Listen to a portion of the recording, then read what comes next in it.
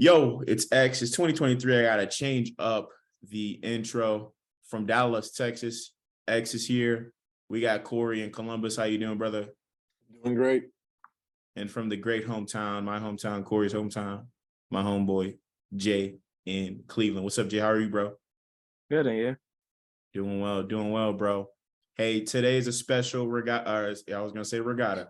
Today's a special podcast. We're gonna talk to Jalen today about his experience in Atlantic City, New Jersey, at a rowing convention. What would you call it? What's the official name for it? U.S. Rowing. I think it was U.S. Rowing ROWCON23. ROWCON23 in Atlantic City, New Jersey. And I guess we'll start right there. Have you ever been to Atlantic City, New Jersey? And what were your thoughts of it? I say it was like 50-50.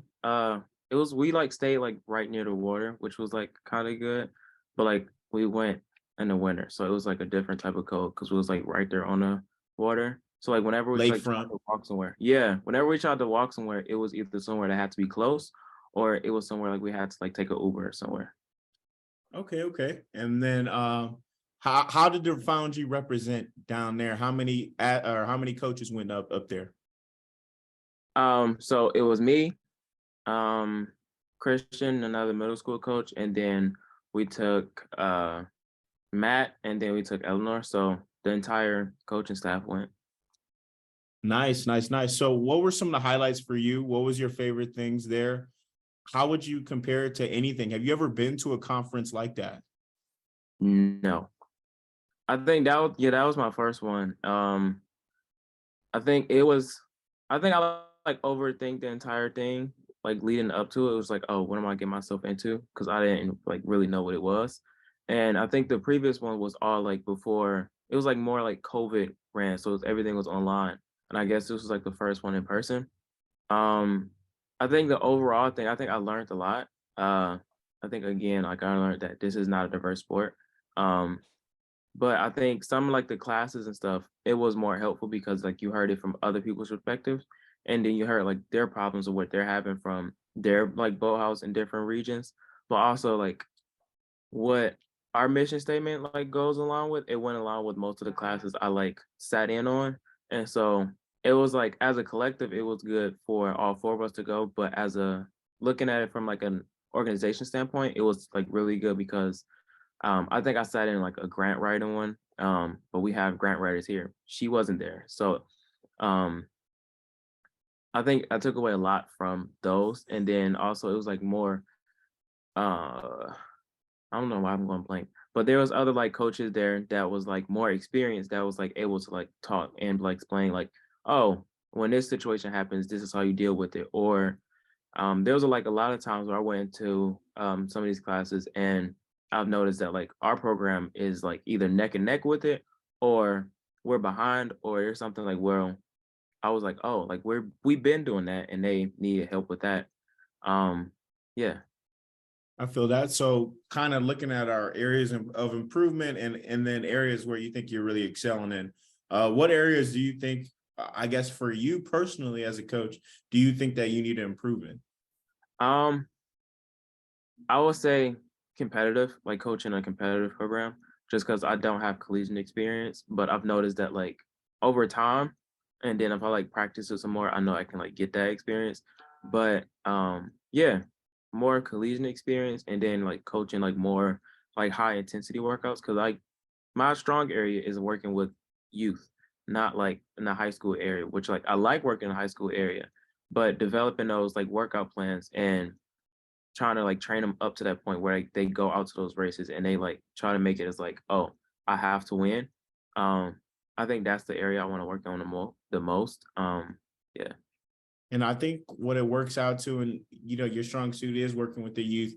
You want to have them fall in love with the sport. If they fall in love with the sport, when they get older, then they say, okay, these are ways that I can dominate. These are ways that I could be competitive with my teammates. And this is how, as a competitive team as a whole, we can go compete against other teams. I know for Corey and I, for Shaker, our team, we had to build that. That takes a lot of time. And that can't just come from the coach.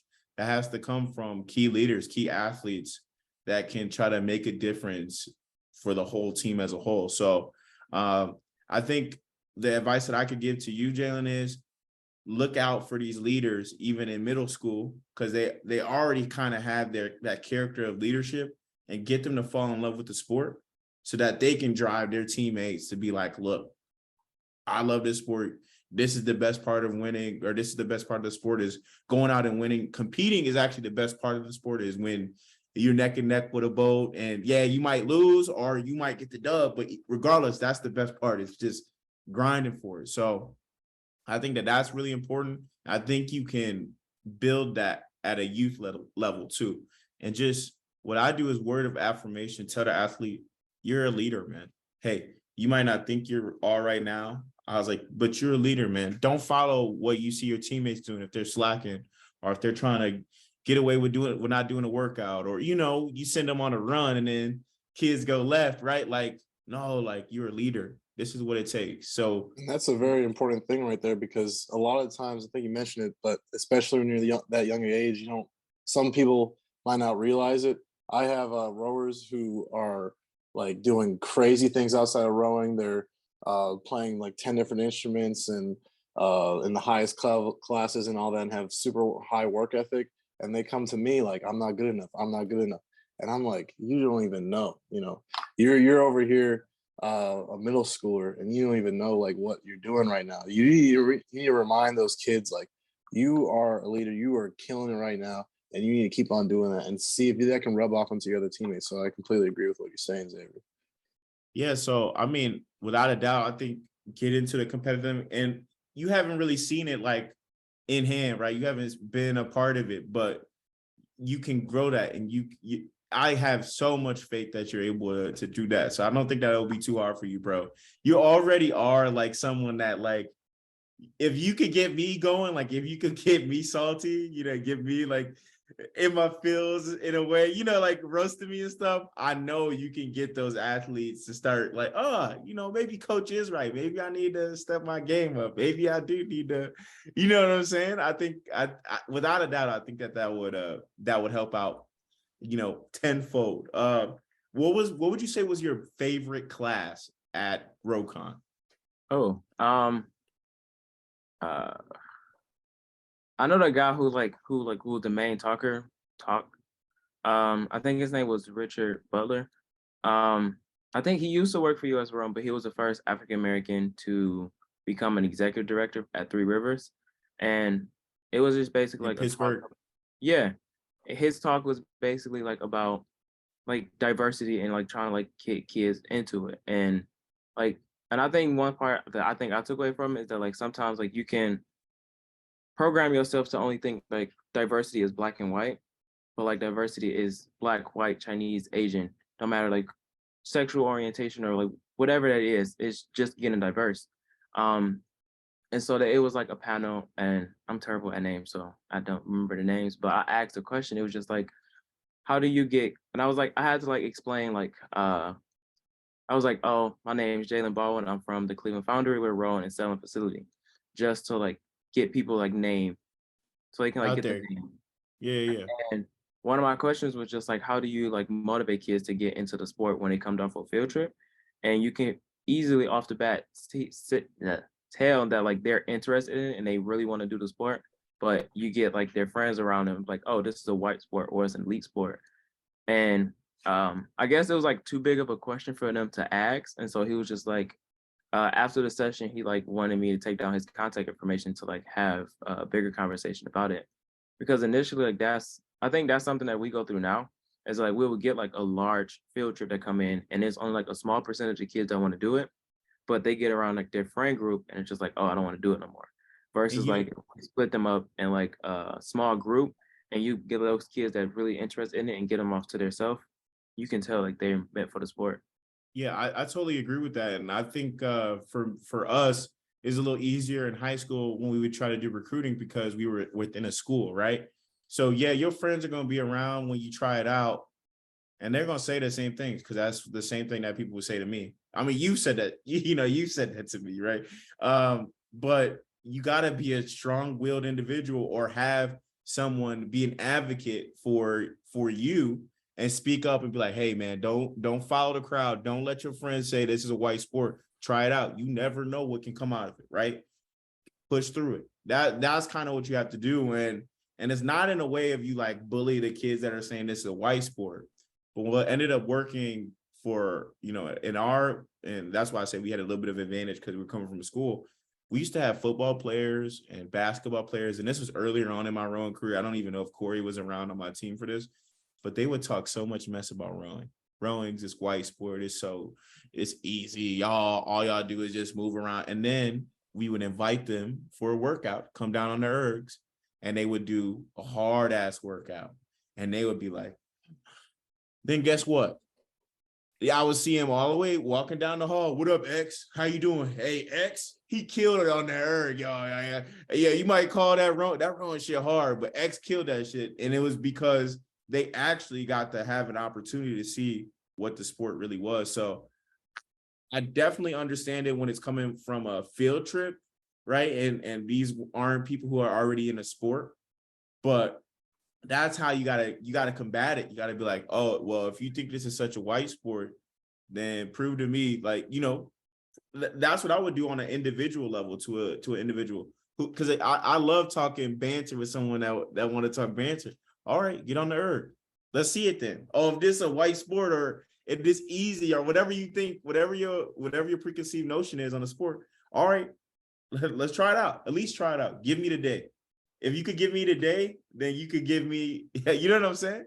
So yeah, I would say because like most of the time where we get like athletes that come down, they probably do basketball, football, or like we go to a gym class and we bring those ergs and they like down talk it.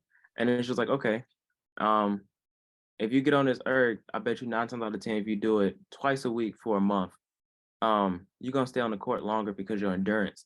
And so I think that's one thing that they fail to realize, that it's an endurance sport. So like rather like your coach is always gonna take you out that game, football, basketball, whatever it is, versus like you get on the water, you can't stop at all. Because if you stop, you can physically hurt yourself if you just stop on the water.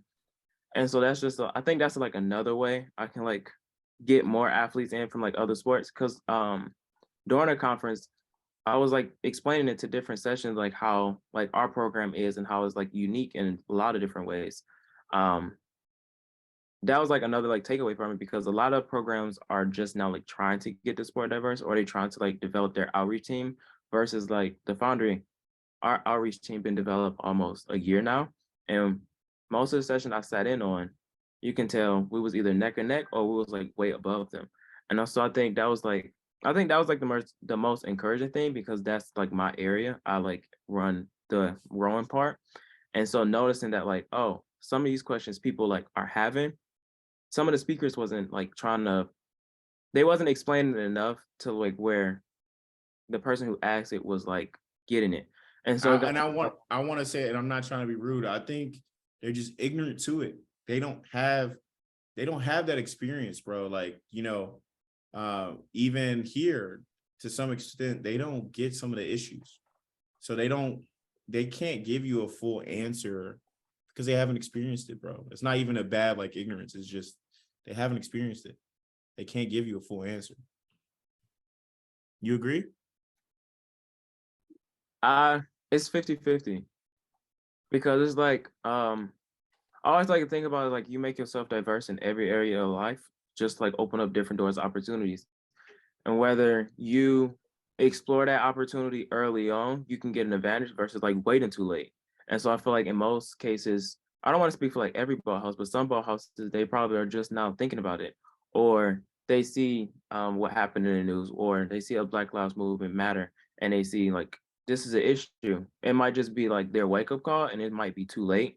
And so they having like those problems of like recruiting kids and trying to get those kids to stay, because it was one session I like walked into and a lady was like talking about my question inside that session. And so I just like happened to walk in, and she was just like, how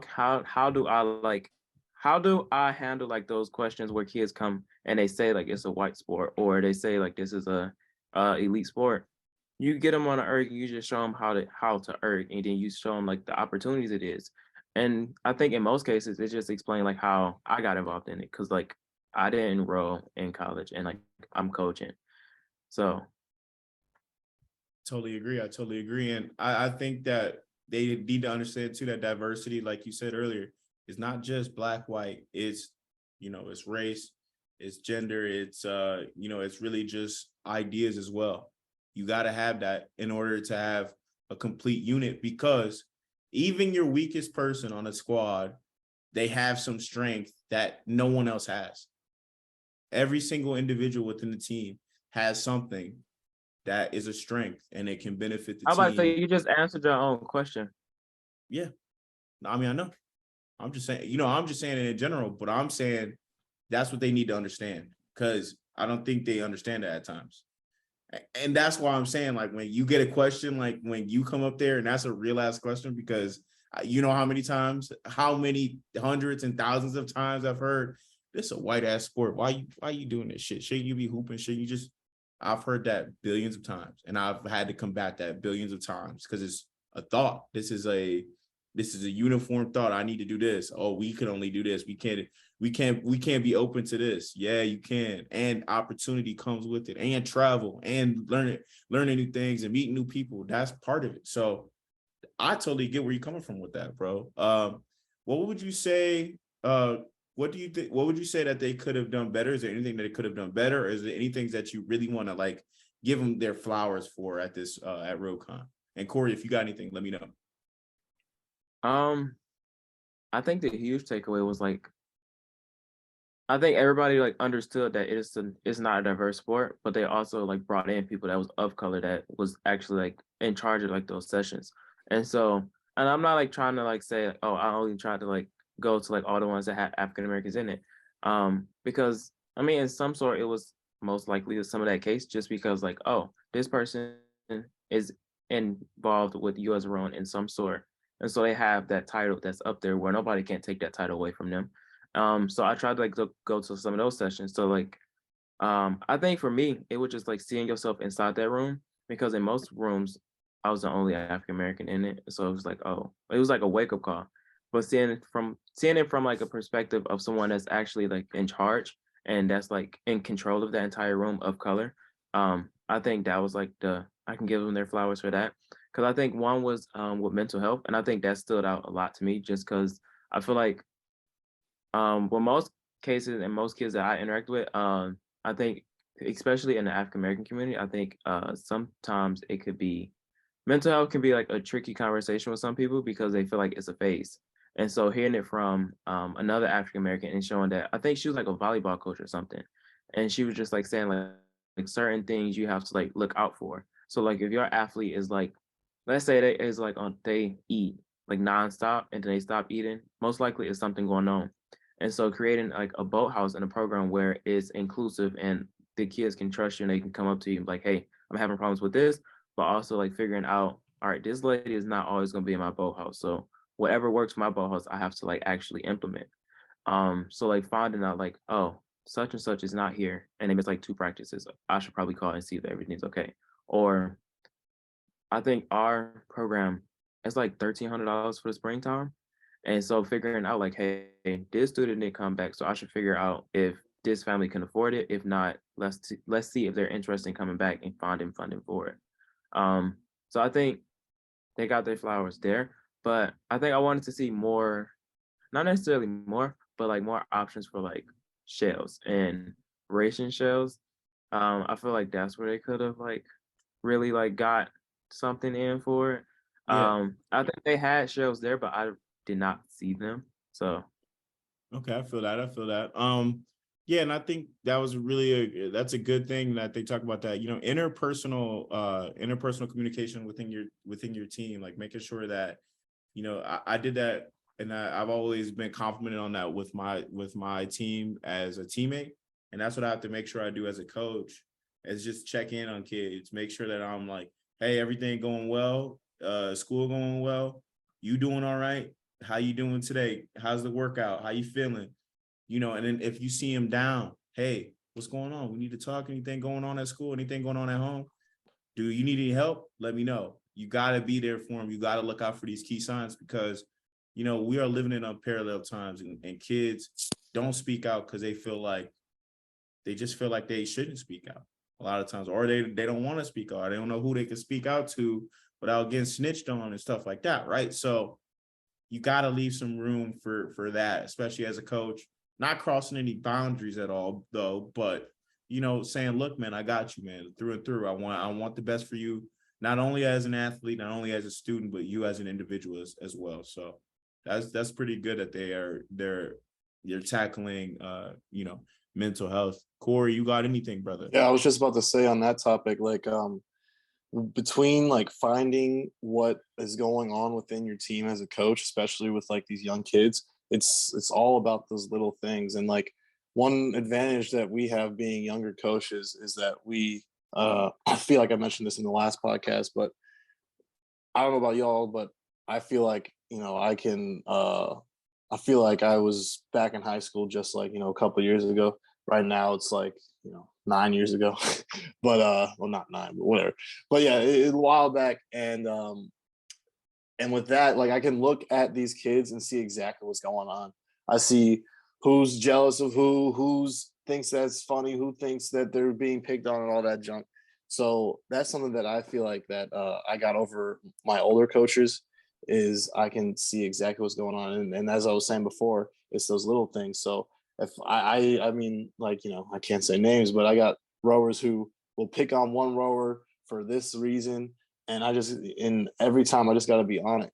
I got to make sure that I'm like saying, hey, that is your teammate. You got to respect your teammate. That teammate's going to be respecting you. That's how we get fast boats. You don't have a team winning races who are just bickering at each other, and you have to like get that at that young age, because that's not going to fly in high school. And there's a lot of cultures and a lot of teams that have toxic trait of, we're gonna treat our individuals whatever. You got to toughen up. You a B, right? You this, right?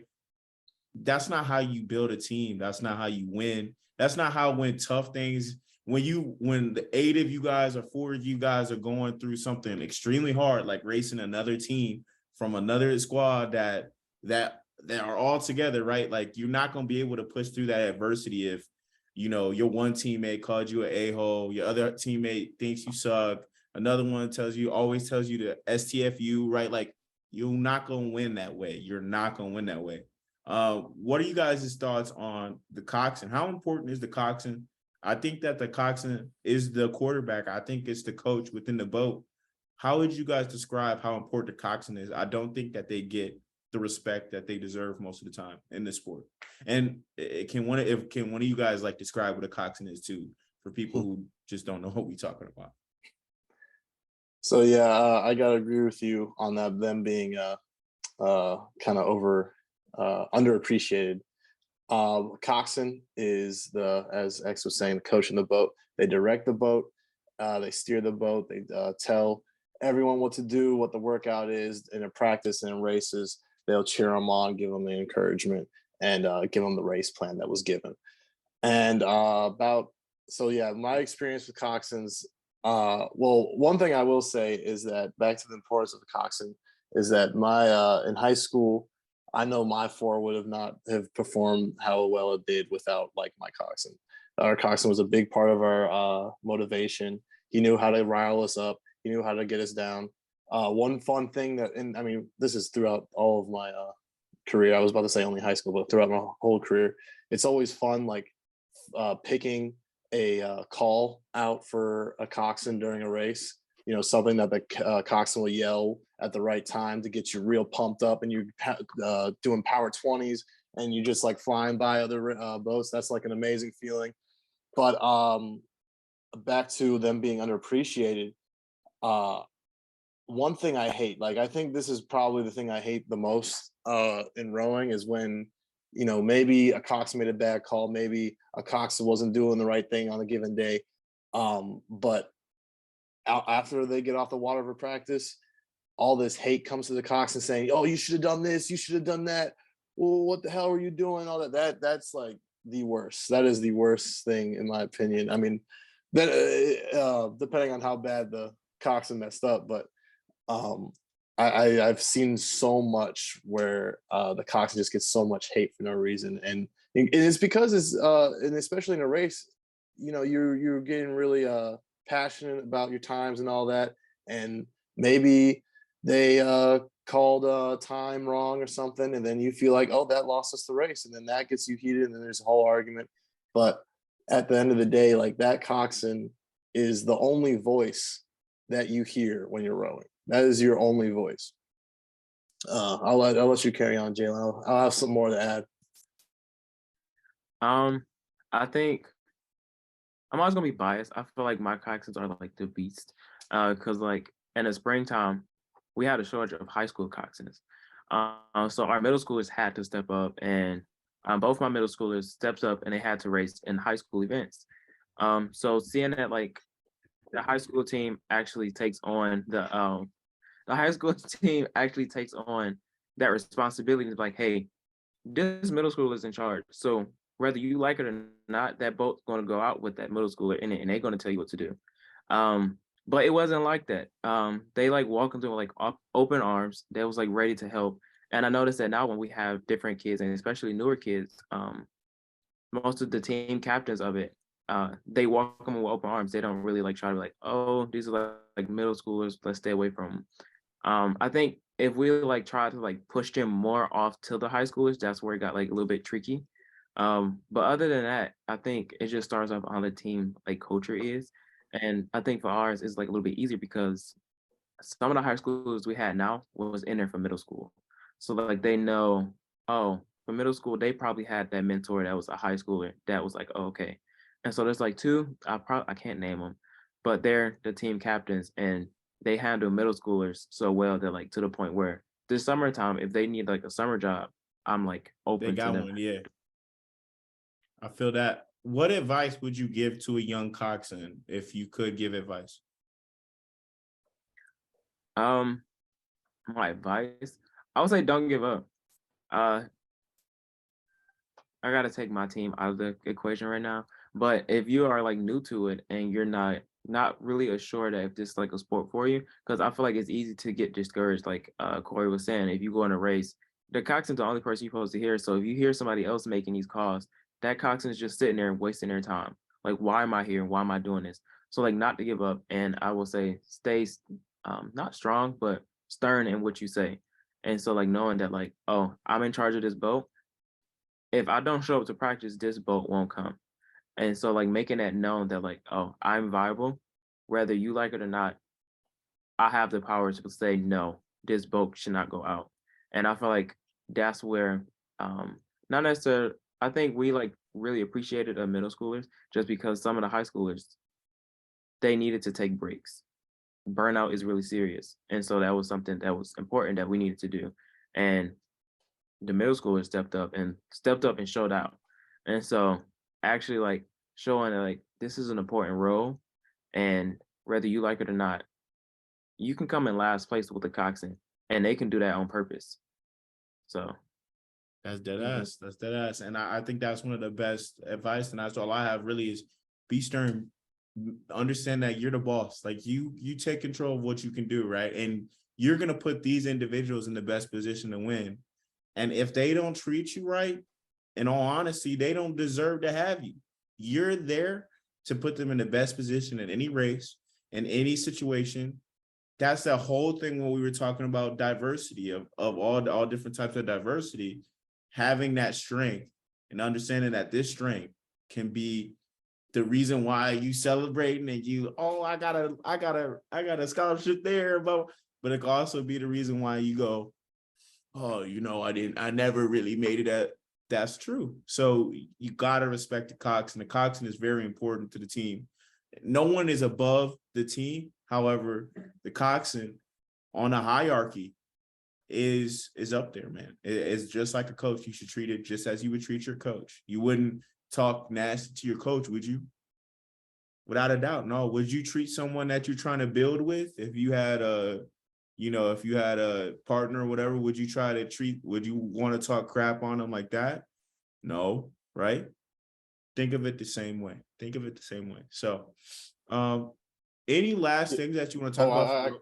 I got something about Coxsons. I just want Oh, to say my something bad. quick. Yeah, Yeah, you got it. You got I it. was just saying, like, for advice, is like be bold, be fierce. Like, you got to be able to command a whole boat.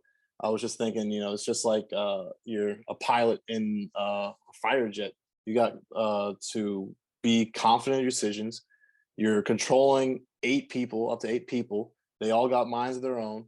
The only one who should be thinking in that boat is the coxswain. Everyone else is just rowing and following. So you got to be confident in your decisions, make quick decisions, and we rowing on the Cuyahoga definitely gave room for that improvement because of Quick all those decisions, twists. man. Yeah, twists and Yeah. turns and barges and all that junk. I remember But rowing over at Collision Bend, and all of a sudden we hear, "Roar!" We looking back. Oh, hey, we gotta go. Hey, everybody shut up then. Everybody was talking crap while they row. Oh, Bart. Oh no, we gotta get out of here. Hell no. Look, they could determine your life. Look, if a coxswain was mad enough. Hey, if a coxswain was mad enough, I ain't going in the passing zone. I'm staying right here. I'm gonna scare these boys. Nah, I'm playing. That's messed up. But great podcast, you guys. Jay, you got anything you wanna shout out? This is what I got planned for this year, or this is what I want my crew to do? Or you want to talk anything about you want to talk anything about your program going on? I got a little bit of recruiting going on tomorrow at some middle schools down here in Texas. You got anything you want to shout out? I think not like a shout out, but I think I'm more excited for the spring season. Because like after coming back from the convention, I don't know, I think the rest of the coaches would agree. You have a different mindset of how like you process stuff and how you want to do stuff. And so especially like going into working fully with middle school this season, and then sometimes with the high schoolers, certain drills I can use, certain drills that's probably not going to use, and then realizing that like there's new students that's going to be coming in. So like this is going to be a whole different like set of attitudes, questions, all of that coming in. So like trying to like manage that. I think I'll have to like, if I had to do a shout out, I would say like our boathouse. And I'm not in like a bragging way or like messed up way, but I think we're on a right path of like fulfilling like our uh our mission statement, and actually like seeing that and sitting in a room where other people are like having these same problems, or they're going through like this phase, or we're going through that phase, to like be a part of a boathouse where you like know that like this place is going to like support you. No, it's going to support you 24/7. They're going to have your back 24/7, and it's not going to be like something where, oh, you coach, I'm going to tell you what to do, or you have like the executives telling you what to do, where it's just an open table with an open door policy to talk to anybody. I think most, especially like our founders and like executive level, they want to hear from the coaches. They want to hear the good and the bad to see how we work through it and how we can fix it. So I think shouting out the foundry.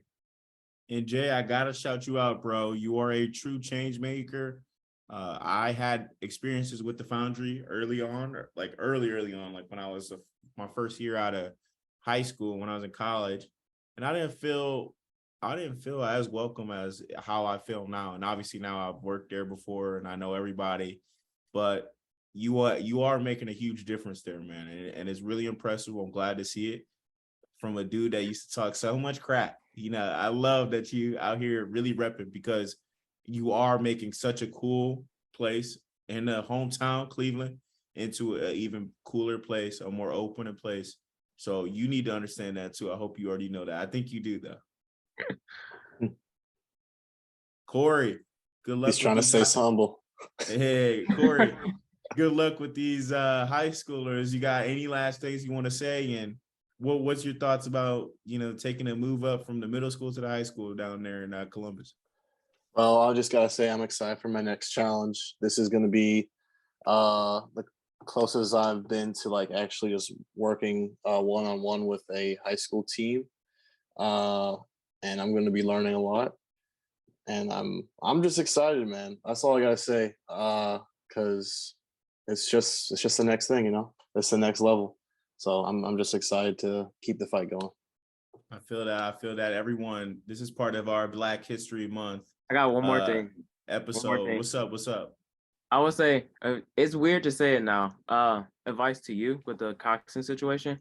I would basically like tell the people that's in that boat, if your Coxon don't feel comfortable going out, this boat is not going out. We can erg. So For sure. And they hate That's- erging. Hey, and they hate erging. Dude, I love that. I love going like, oh yeah, we don't have to do that, but we could do this. Yeah. Yeah, the kids know that I love 2 workouts, and they're like, you are like addicted to it. I am. I'm addicted to hill sprints, and I'm addicted to burpees. And that burpee come down from my high school coach. I had to do thousands of burpees. That's how I learned my lessons. A lot of my lessons from thousands and thousands of burpees. So I appreciate it. Thank you, Jenna. Hey, I am never not wanting to hear, critiques or advice from you. I don't care. You got to reach one to teach one. I don't care. I don't look. I'm not like you, man. I'm not like you. You know what I'm saying? I'm like, oh, Jalen, maybe you should try this out. You be like, whatever, man. Whatever. You were just in that seat, just chilling, man. Oh my, wait. One day we got to get like Brett. We got to get Molly on. We definitely all got to talk about that summer because that was fun. That was like one of my favorite summers. It was super goofy. You guys, this is Black History Month. I think we should have our own podcast. We call it the Brothers Coaching Crew. Something The goofy. Brothers Coaching Crew. Brothers Coaching Crew or something like that. But hey, Jay, thank you, man, for coming back on the podcast. Congratulations on everything. Shout out to ROWCON, US Rowing. Shout out to you. Shout out to the Cleveland Foundry, everybody over there. Corey, shout out to Yo Squad, Westerville, shout out DUC. And hey, 1, 2, 3, y'all. Happy New Year. We still gonna say Happy New Year. This is the second podcast of the year. It's been What's Out. Peace out, everybody. Deuces.